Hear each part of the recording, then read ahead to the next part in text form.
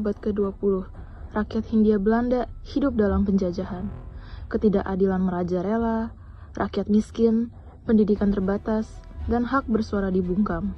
Namun, di tengah kegelapan itu, 3 tokoh muncul membawa harapan. Douwes Dekker, Ki Hajar Dewantara, dan Ciptong Mangunkusumo. Mereka berani menentang ketidakadilan dan menanam benih nasionalisme yang kelak tumbuh menjadi Indonesia merdeka.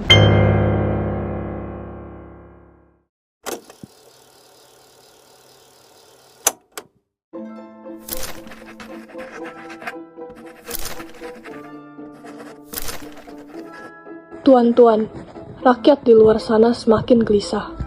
Pajak yang tinggi, upah yang rendah, dan sekolah hanya untuk anak-anak Eropa. Mereka ingin perubahan, tetapi takut bersuara. Itulah sebabnya kita harus bergerak, Maria. Kita tidak bisa terus diam di bawah kekuasaan Belanda.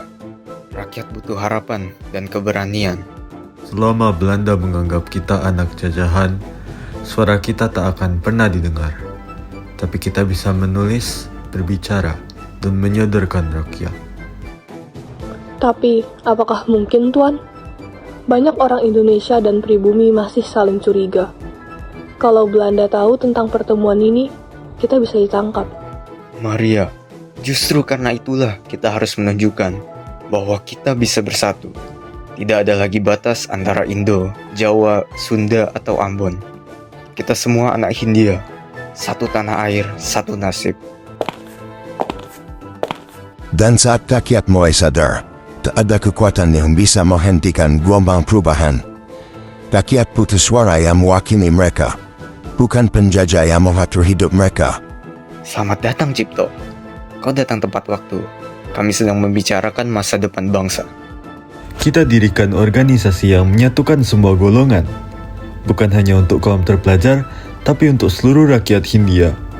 Organisasi, partai politik, itu berbahaya, Tuan. Belanda pasti curiga. Berbahaya memang, tapi tanpa keberanian, kita hanya akan jadi penonton sejarah. Kita butuh partai yang melawan diskriminasi dan ketidakadilan. Setuju, partai yang memperjuangkan hak semua bangsa di tanah ini, bukan hanya golongan tertentu. Bagaimana kalau Indisch Partij Partai Hindia? Nama yang bagus. Partai ini akan menjadi simbol persatuan antara pribumi dan Indonesia, antara Timur dan Barat. Indisch Party, rumah bagi semua anak bangsa. Kita menuntut keadilan, tapi juga menanam benih kemerdekaan. Indisch Partij. Mungkin inilah awal dari negeri yang benar-benar satu.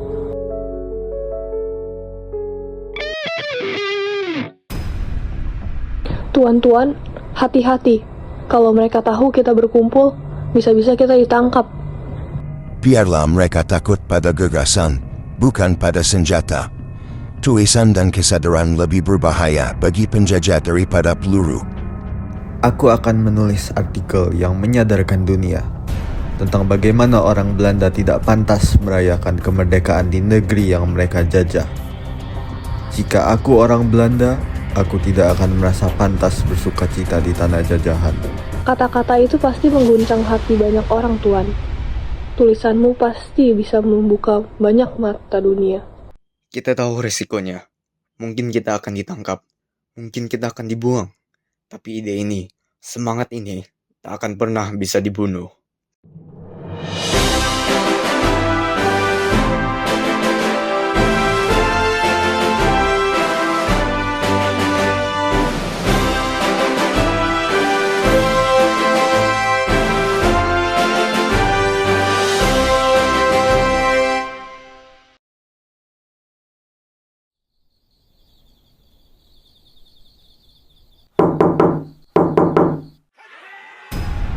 Matikan Rampo, sembunyikan berkasnya.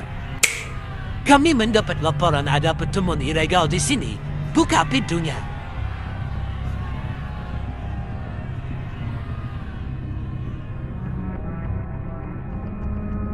Jangan takut. Kalau mereka menangkap kita malam ini, maka esok rakyat akan tahu bahwa kemerdekaan punya harga yang harus dibayar. Mereka bisa membungkam kita, tapi tidak bisa mematikan gagasan kita. Benar, gagasan ini akan menyebar seperti api di pada robot, membakar kesadaran bangsa dari Sabang sampai Merauke. Indis Party bukan sekedar partai. Ini langkah pertama menuju Indonesia yang merdeka. Hidup persatuan, hidup rakyat Hindia. Hidup kemerdekaan. Indische Partij hanya bertahan sebentar, dibubarkan oleh pemerintah Belanda pada tahun 1913. Namun, gagasannya tak pernah mati. Dari partai inilah lahir semangat nasionalisme dan persatuan yang menjadi dasar lahirnya Indonesia. 3 serangkai, Douwes Dekker, Ki Hajar Dewantara, dan Cipto Mangunkusumo, menyalakan api perjuangan yang terus menyala hingga hari ini. Satu tanah air, satu bangsa, satu bahasa, yaitu bahasa Indonesia.